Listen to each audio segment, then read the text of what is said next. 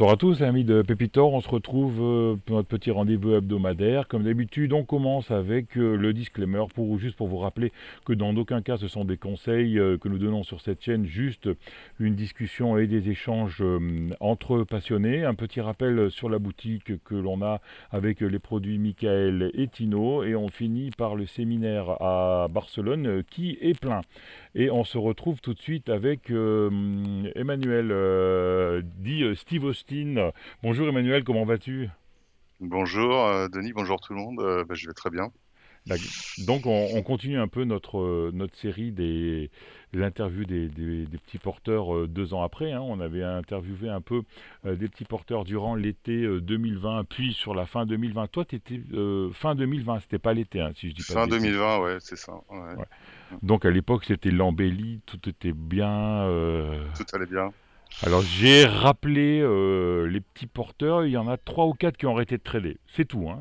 Sur la dizaine D'accord. que j'ai interviewé, il y a 30% qui ont arrêté, soit par des raisons familiales, soit pour des raisons professionnelles. Mais bon, Mm. c'est surtout le fait que c'est plus si facile qu'avant, quoi. Alors moi, j'y consacre beaucoup moins de temps, hein, Mhm. du fait contraintes professionnelles principalement. Mais je suis toujours un peu sur les mêmes profils, Ouais. voilà, avec 4 portefeuilles, on va dire. Un portefeuille qui est plutôt un compte d'épargne retraite sur lequel je peux faire des arbitrages. Un portefeuille constitué, plan d'épargne entreprise constitué d'actions de mon entreprise, enfin de Mhm. mon entreprise là où je travaille. C'est pas la tienne, Et puis voilà, pas encore. pas encore. Voilà, un grand constructeur automobile, voilà, Ah bah qui ouais, il s'est n'y en a pas beaucoup, il y en a 4 alors, oui. qui s'est marié récemment avec un Italien. D'accord. Sinon, un plan d'épargne en action et un plan d'épargne, un compte titre, voilà, sur lesquels. D'accord. Donc, je suis toujours un peu sur le même profil, plutôt de l'investissement moyen long terme, voilà.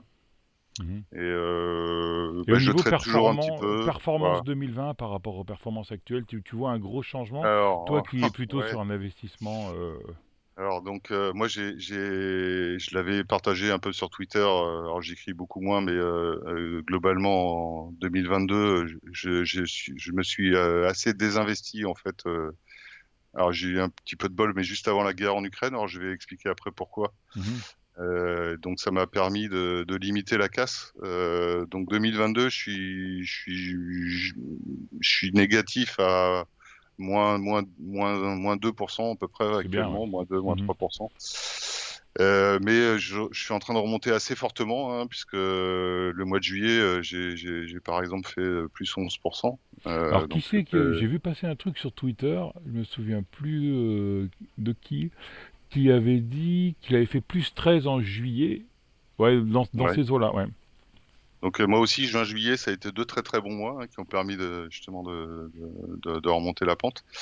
Voilà, mais par rapport à 2021 ou 2020, bon, c'est sans commune mesure, donc on fait un peu le dos rond, on attend, et puis on respecte son money management et on prend des décisions, voilà, pas trop de décisions, beaucoup moins de trades, hein, à peu près 10 fois moins de trades qu'en 2021, voilà, en volume.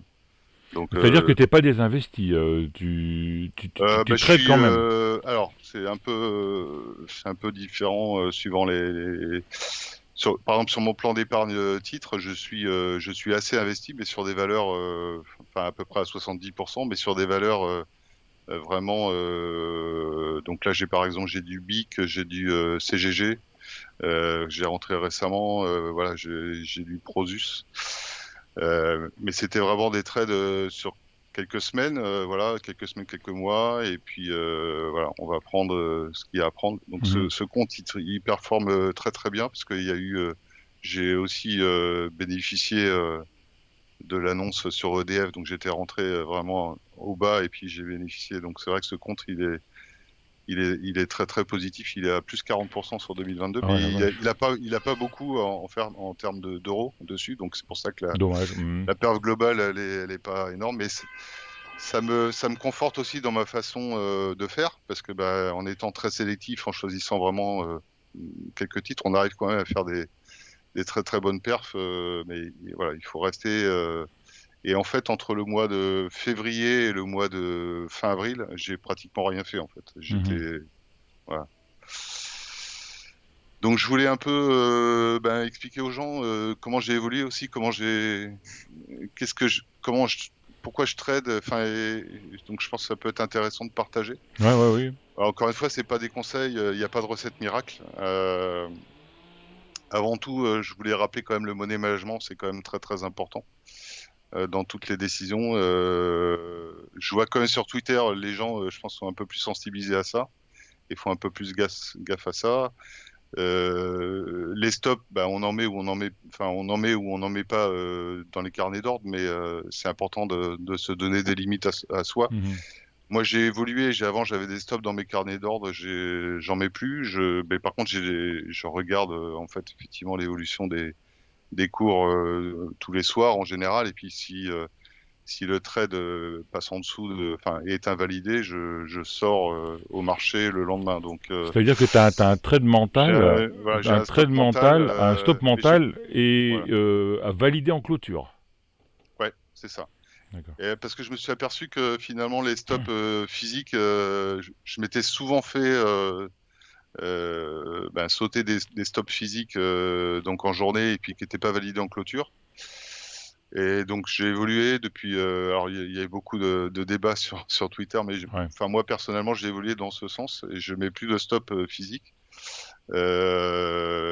Alors notamment là, on voit quand même il y a des actions qui sont très très volatiles, hein, qui font 5, 6, 7% dans la journée.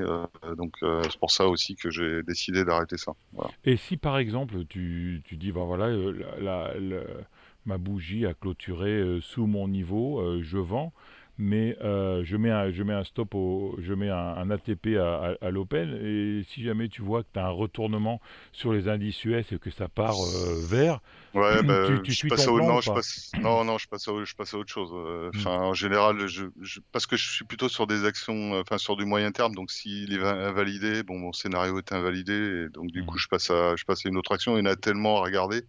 Donc, j'ai entendu, je me suis fait des screeners, bon, qui détectent un peu suivant mes critères. Et puis après, un petit peu d'analyse graphique, mais voilà, rapide, support et résistance. Et puis voilà.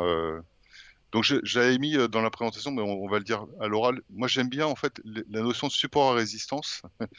Euh, J'aime bien en fait faire référence à, je sais pas si vous connaissez le jeu Lemmings, Mhm. où les petits bonhommes qui creusent, creusent des murs et qui creusent des supports ou des, enfin voilà. Et il y en a toujours un. Je vais passer la vidéo, elle est assez marrante. Ouais. On voit en fait, je trouve c'est assez cohérent d'une notion de support à résistance, c'est-à-dire en fait, le gars il est en train de creuser, mais bon, le support a pas lâché, il est en train de creuser son mur, en train de creuser son plancher ou son plafond, et il y a tous les autres qui attendent derrière, et puis au Ouais. moment où ça lâche, tout le monde part. Ouais. Donc je trouve que c'est assez évocateur Accélération, volatilité dans un breakout. exactement. Alors je vais vous passer la vidéo, elle est assez marrante. Vas-y. Ça vous fera un petit moment de détente. Voilà, tac. Donc, je pense que vous devez la voir là. Hop, Ouais. voilà. Donc, bah ouais, rappelez-vous les lemmings hein, sur les supports et les résistances. Donc, on voit que le gars il est en train de creuser, et puis ben, tous les autres ils attendent derrière. Hein. Les autres attendent derrière. Et donc, il se passe rien en fait sur les cours. Ouais. Et une fois que ça lâche, Ouais. ce qui est intéressant, c'est qu'il y a toujours des retardataires en fait. Donc Ouais. il y a tous les gens qui sont partis, et ils ont profité de la hausse des cours, mais il y a toujours des gars, des retardataires Mhm. qui attendent. Ah ouais. Voilà. Donc, je trouvais ça assez intéressant Super, ouais. C'est bien, non, bien, à bien, bien, partager. bien, bien vu. Alors, on va enchaîner sur une petite notion qui est assez intéressante. J'ai beaucoup travaillé ça en fait dans mes analyses graphiques. Bon, je suis assez mathématicien de. Alors encore une fois, il faut que les gens comprennent qu'il y a pas de martingale, mais on est plutôt à essayer de se mettre, on va dire dans des bonnes conditions, et puis après Mhm. gérer son money management, et voilà. Dans une Donc zone de confort, chacun voilà, exactement. a son... Oui. Donc moi, vous savez, je travaille beaucoup avec les moyennes mobiles, donc toute période, donc 7, 20, enfin les périodes que j'utilise, c'est 7 jours, 20 jours, 50 jours, 100 jours, 200 jours. Mhm. Et quand on regarde, on va le voir après sur Pro Real Time, quand on regarde ces moyennes mobiles, moi j'aimais pas trop la gueule des courbes en fait. Pour un mathématicien comme moi, les courbes étaient pas très très jolies en fait. Donc j'ai essayé de et je voulais faire en fait des calculs par rapport à ça pour calculer ce qu'on appelle la dérivée, ce qui donne un peu la tendance. Si c'est en train de monter, on voit la dérivée, elle monte, donc les courbes sont en train de monter, mais on voit que la dérivée, c'est la tangente à la courbe. On voit que quand on va arriver en haut, la tangente, elle va être horizontale, et après, ça va être négatif. Mhm. Et puis il y a ce qu'on appelle la dérivée seconde, donc c'est la dérivée de la dérivée, qui dit est-ce que la hausse continue de la même façon, ou est-ce que elle est en train de diminuer en termes de continuation. Comme disent nos politiques, ça s'améliore parce que la hausse diminue, enfin Ouais. la hausse de la hausse diminue, mais voilà. Ça augmente moins vite, quoi. C'est Ça augmente, l'accélération, en voilà. fait, la dérivée seconde. C'est Ouais. l'accélération, exactement. Et donc, on a ce qu'on appelle les zones concaves et les zones convexes. Donc, j'ai bien aimé, en fait, j'ai beaucoup travaillé, essayé de modéliser avec des équations du second degré, du troisième degré, ben, des polynômes, des équations de polynômes. C'est moyenne mobile. Et Mhm. finalement, alors pourquoi? Parce que quand on peut calculer après les dérivées secondes assez facilement. C'est des fonctions mathématiques faciles à traiter, et puis on peut en tirer bah, après des indicateurs, des screeners et tout ce qu'on veut. Alors, du coup, je vais le montrer sur ProRealTime, c'est assez Mhm. intéressant. Donc, je sais pas, Denis, tu peux me donner un nom d'action, n'importe lequel. Je sais pas, Stellantis par hasard? Ah, tiens, allons-y pour Stellantis. Alors, vous voyez, si je prends Stellantis, donc là, vous voyez, alors c'est une action que je travaille, que je connais bien. Bon, mais on va la prendre n'importe quand, on va dire. Mettons là. Donc là, je voyais, je vais mettre juste les moyennes mobiles, juste pour vous montrer un peu la différence. Je vais mettre, alors on va faire simple, on va juste mettre la M20 et la M50. Voilà. Vous voyez, donc les courbes, on a des courbes là en pointillé qui sont les moyennes mobiles. Mais moi, je trouvais que ces courbes, souvent, elles ont des états un peu erratiques. Par exemple ici, là, on voit, on sait pas trop si ça monte, ça baisse et tout ça. Donc, j'ai choisi de prendre plutôt des régressions de ces moyennes mobiles. Alors, je vais les mettre, vous allez voir la différence. Tac. Et Et ces la régression. régressions, c'est C'est des fonctions un indicateur qui... D'accord. c'est disponible dans ProRealTime, hein. C'est des Mhm. régressions linéaires. Et puis, la régression de la M20, je sais plus où elle est. Voilà, elle est là. Tac. Donc, et vous voyez, alors, c'est assez, les courbes sont assez proches hein, des moyennes Mhm. mobiles. Mais l'avantage de ces courbes de régression, enfin le grand avantage que je retrouve, c'est que euh, finalement, quand on les regarde, elles sont plus arrondies. Mhm. On est d'accord? Donc c'est plus facile sur ces courbes, par exemple ici, de définir où est-ce qu'on va être concave, où est-ce qu'on va être convexe. Mhm. D'accord? Là, clairement, sur la M50, on voit bien le point d'inflexion, c'est-à-dire le moment où on change en fait de concave à convexe, il est par là. Hein, on voit qu'ici on baissait et puis ici on va monter. Donc après quand on les combine les unes avec les autres, bah là c'est pareil, le point d'affection de la moyenne mobile 20 qui est la bleue, il est ici. Mhm. Donc on voit qu'à partir de ici, à partir de cette période, la moyenne mobile 20 jours va probablement changer de direction, et à partir de cette période, la moyenne mobile 50 jours va probablement changer de direction. Donc quand on les combine bah, un peu toutes entre elles, la M100, la M20, voilà, bon, je vais mettre juste la M100. Bon, on peut arriver à se donner des règles de gestion, de dire par exemple ici, Mhm. la point d'inflexion de la moyenne mobile 100 jours était par là, la 50 jours était par là, et la 20 jours était par là. Donc, Ouais. à partir de ce point, on était tous un peu dans une tendance, celle-là était concave, convexe, et on voit que bah, finalement, alors Ouais. surtout ici, Mhm. bah, on voit que ça a été quand même assez positif sur les cours. Donc toi, en fait, tu Donc joues voilà, la direction des moyennes voilà. mobiles. Je joue la convexité des moyennes mobiles, alors combinées les unes aux autres, hein, parce que donc c'est toujours quand même la M100, la M200 qui donne le rythme. Mhm.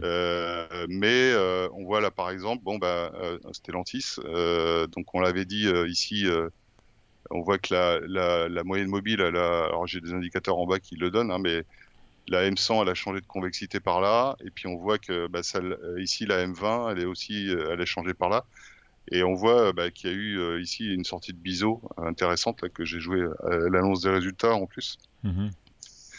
Donc moi je suis re-rentré en position là cette cassure. Ouais. J'avais posté le graphe parce que bah, j'avais quand même un bon nombre je dirais de moyennes mobiles bien orientées, et voilà, donc Ouais. je travaille un peu comme ça actuellement. Donc j'ai quelques exemples là que j'ai fait là récemment, enfin récemment ou pas. Alors vous voyez en bas il y a un petit signal là aussi que je me suis mis, qui est en fait quand est-ce que les courbes croisent la moyenne mobile 20 jours. Donc ça c'était ici par exemple. Mhm. Donc là bah, on était, donc je Et regarde en fait ce les, signal. les croisements, est-ce que tu prends c'est-à-dire que tu prends une moyenne mobile haussière avec une moyenne mobile haussière ou même si En tu croises fait, une haussière et une baissière, tu prends en compte?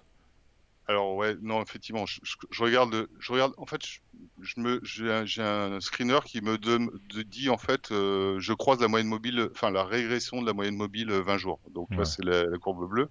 Donc vous voyez là, il est déclenché parce qu'ici on a croisé. Et puis après, je regarde comment sont les points d'inflexion des autres. Enfin, comment sont les tendances des autres. Donc on voyait que celle-là, à cette date-là, la 50 jours, le point d'inflexion venait d'être franchi puisqu'il était ici, et la 100 jours, elle était aussi franchie. Donc il y avait quand même une impulsion Mhm. euh, potentielle importante. Et donc moi j'ai pris position fin décembre sur Fireball, là, j'avais tradé, et donc ça a quand même pas mal monté. Hein, vous voyez derrière, j'ai dû ressortir par là, je crois. Mhm. Mais en fait j'avais profité, j'avais dû rentrer, je crois par là. Et j'ai dû ressortir par là. J'avais profité. Là, il y avait 11% à peu près quand même à faire. Donc ça, c'est un moyen assez simple de trader, je pense. Il est pas infaillible, hein, mais je l'ai utilisé aussi sur Thales en février. Donc ça, c'était ici exactement, au petit triangle qu'on voit là. Mhm. Là, on a un croisement de moyenne mobile, et puis on voit que la 50 était aussi en train de monter, la 100 aussi. Et bon, voilà, on a bénéficié derrière d'une hausse, on va dire, spectaculaire, de 50%. Mhm. Donc j'étais sorti avant, moi j'ai dû sortir par là, mais j'avais bien, sur mon compte titre, j'ai bien bénéficié de cette hausse sur Thales. Actuellement, je suis en position sur BIC un peu de la même façon. Donc pareil, hein, je suis rentré ici donc à ce petit triangle 8 avril, et j'avais une sortie de résistance oblique assez longue, hein, voilà, tac tac tac. Donc on est sorti de la résistance oblique juste après, mais moi j'étais rentré un petit peu avant en anticipation. Parce qu'encore une fois, la moyenne mobile 100 jours était en train de monter, et Mhm. voilà, la 200 jours pareil. Je suis toujours en position sur BIC, voilà, avec ses supports, ses résistances, ses constructions, et avec une hausse pour l'instant de 20%. Voilà. Ouais, très très Je, intéressant. Ouais. voilà. Il y a CGG aussi que j'ai posté récemment sur Twitter. Je suis rentré en position là, juste sur le support, donc avec déjà une hausse de presque 10 ou 12% en quelques jours. Ça a été assez bénéfique. Voilà, j'ai d'autres exemples, Prosus, voilà. Et on a compris comment tu rentres et tu sors quand en fait? Quand tu es en excès ou quand ça Alors, redevient concave quand je suis ou plus quand tu as très pris zen, X%? Mm. quand je suis plus très zen, ouais, j'ai pas encore travaillé ça vraiment, mais en tout cas, quand les moyennes mobiles, il y a un exemple, par exemple, assez intéressant, je pense, c'est Prosus. Prosus, pour moi, on a toujours, en fait, quand je regarde, si je mets la moyenne mobile 200 jours, on voit elle a baissé, mais elle a passé son point d'inflexion qui était par Mhm. là. Donc là, je suis plutôt me dire, c'est en train de potentiellement changer.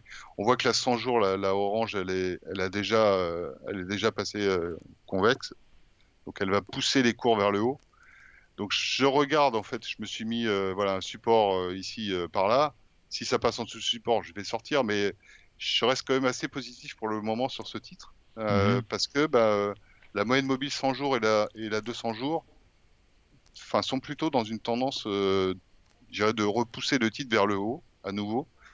Et on voit que la 50 jours, elle est toujours, elle n'a pas encore passé son point d'inflexion, qui devrait être par là, dans quelques semaines. Donc je suis toujours positif sur ce titre et toujours dedans depuis la sortie ici. J'étais sorti enfin on était sorti du biseau et voilà encore une fois avec des changements de convexité qui étaient assez remarquables. Et donc ça a bien poussé, hein, ça a bien poussé. On avait pris quand même, on avait pris quand même 48%. Hein. Donc Mhm. ça avait quand même bien poussé. Donc restons sélectifs. Hein, il faut rester sélectif sur ces choix. C'est pas la peine de trader partout. Voilà, restons sélectifs et puis à partir de là, voilà, je pense. Super, super Manu, bien, bien. T'enlèves le partage? Ouais, tac. Comme ça, on se On voit va plus. revenir là. Ouais. Go. Et donc, tu dis que la sortie, c'est quand tu te sens, quand tu le sens, entre guillemets. C'est-à-dire, par exemple, quand tu arrives à Ouais. 10%, tu sors d'un coup, tu sors en plusieurs fois, comment ça se passe? Ou... Bon, j'ai pas encore. À un moment, je sortais 50% des positions. C'était pas mal. J'avais trouvé ça intéressant, mais j'ai pas pris beaucoup de trades cette année. Je dois être à, je pense, si je compte pas les arbitrages de mes plans d'épargne, je dois être à moins de 15 trades cette année. D'accord, ouais. Ah ouais, c'est C'est vraiment vraiment beaucoup, du très super beaucoup. sélectif, quoi. T'es la crème de la crème de Ouais, la crème, ouais. ouais, ouais. Enfin, après, il y en a qui partent mal. Et donc, par exemple, il y a eu XFAB là où j'étais rentré, et puis ben, c'est parti en cacahuète. Mhm. Ouais, je suis sorti bon en perte, mais bon, je m'étais mis des limites par rapport à ça. Ça reviendra peut-être dans quelques semaines, mais là, il y a eu des résultats. Enfin, il y a eu un contexte de news pas bon, donc qui a Mhm. handicapé. Voilà. Et ton pourcentage de réussite est élevé ou... Donc je suis un peu toujours dans les mêmes eaux que de ce que j'avais présenté il y a 2 ans, dans les eaux de un ratio gain-perte de à peu près 1,2. Donc je gagne 1,2 fois plus que ce que je perds et des trades gagnants autour de 55%, D'accord. ce qui me passe en territoire positif, hein, mais après ça va dépendre le nombre de trades qu'on fait dans l'année. En tout cas, je suis en territoire positif par rapport à la courbe ratio gain-perte. Voilà, mais je le suis c'est un indicateur que je suis aussi de très près. Hein. Ouais, c'est important. Mm. Bah super, Emmanuel, hein, tu veux rajouter quelque chose ou...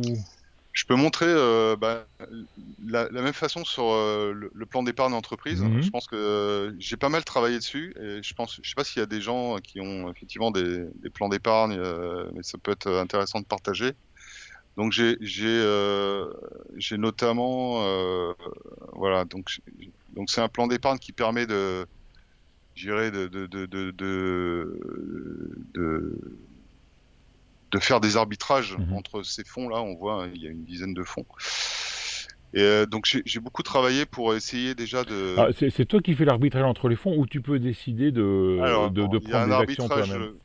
il y a un arbitrage automatique qui est proposé mais qui est assez conservateur entre guillemets. Donc c'est ce qu'on appelle la gestion pilotée. Donc là, vous voyez un peu les performances sur les périodes de la gestion pilotée sur 2022. Donc moins 7% entre janvier et fin mars avec la crise, enfin la Mhm. guerre en Ukraine. De avril à mai, moins 1%. Et de fin mai à fin juillet, on est à moins 4 pour le moment. Et Mhm. là, c'est les performances avec les arbitrages que j'ai fait, donc qui sont enfin les bien meilleurs parce que j'étais complètement sorti en fait juste avant la crise en Ukrainienne? Ukraine. Mhm. Ouais, alors j'ai un indicateur ici que je publie aussi de temps en temps de ces fonds.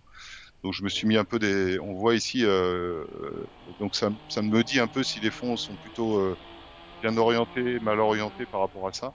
Mhm. On voit en fait que dès quand même quelques semaines, donc une ligne égale une semaine, à quelques semaines avant la guerre en Ukraine, donc par là, enfin voilà, ça commençait à roussir de partout, ce qui Mhm. était pas bon. Et donc moi j'étais sorti parce que les tendances là, vous voyez, c'était vraiment très très vert et puis ça c'est devenu jaune et voire rouge un peu partout. Donc j'étais complètement sorti en fait en monétaire pratiquement une semaine, enfin 2 semaines avant la guerre en Ukraine. Donc j'ai vraiment limiter la casse par rapport à ça. Et ça m'a permis de surperformer, entre guillemets, même si c'est une performance négative par rapport à la gestion pilotée. Et je suis à nouveau rentré assez massivement, donc notamment sur des fonds comme celui-là là, qui s'appelle Megatrend, qui est un fonds plutôt de, de, d'action internationale. Je suis assez fortement rentré fin mai et ça m'a permis de bénéficier d'une performance intéressante, Mhm. voilà, dans la période. Voilà. Ok. Donc j'ai beaucoup travaillé. Alors aussi pour ceux qui aiment bien la programmation, il y a un petit programme que j'utilise beaucoup qui s'appelle Pullover Macro Creator. Alors c'est facile à retenir le nom, Mhm. mais ça c'est un programme qui permet de faire des macros sous un environnement Windows. Donc en l'occurrence ce programme, moi quand je le lance, il va aller me télécharger les cours parce que j'avais une difficulté, c'est de trouver les cours de ces fonds Mhm. euh, qui étaient disponibles sur Boursorama, mais il fallait aller les voir manuellement, et voilà. Et je voulais faire un post-traitement sous Excel. Donc en fait, ce petit programme, il m'ouvre Boursorama, il va aller me télécharger les cours, il me les retransfère dans Excel, il me fait les classements qui vont bien, enfin voilà, et tout ça. Et ça me prend 2 minutes par jour, là où ça me prenait avant une demi-heure, quoi. Donc c'est vrai que Et comment c'est il s'appelle? Rappelle le nom. Pullover Macro Creator. D'accord. Pullover. Donc c'est un peu pour les programmateurs, c'est facile à utiliser, mais voilà. Et j'ai aussi utilisé, enfin beaucoup travaillé parce que ces fonds n'existent pas sous Pro Realtime, malheureusement. Mhm. Donc j'ai trouvé des fonds qui étaient à peu près corrélés à ça pour l'analyse graphique. Donc j'ai mis du temps aussi à trouver ça, mais maintenant que je les ai, c'est intéressant, ça me permet de visualiser directement sur Pro Realtime les arbitrages que je veux faire, et voilà. Mhm. Donc c'est une façon de gérer aussi la chose. Voilà, Super, super. voilà. Et je reviens. Hop. Merci Manu, c'était super intéressant cette petite petit entretien, hein, donc tu t'en sors pas mal et puis t'as une nouvelle, t'as perfectionné tes setups grâce à la moyenne mobile, tout ça. Merci. Ouais, voilà. Et puis bah ouais, je suis toujours vraiment dans le partage et on va dire la transparence sur Twitter, c'est vraiment mes deux modes.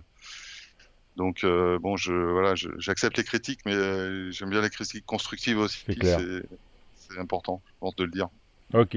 Merci Emmanuel d'avoir Merci revenu et Denis. puis on essaie de se revoir rapidement pour voir un peu l'évolution. Merci. Au revoir à tout le monde. Ok, merci à tous. Comme d'habitude, si vous avez aimé, mettez un pouce bleu, laissez des commentaires, abonnez-vous à la chaîne et faites sonner la cloche. Merci, ciao à tous, bon week-end.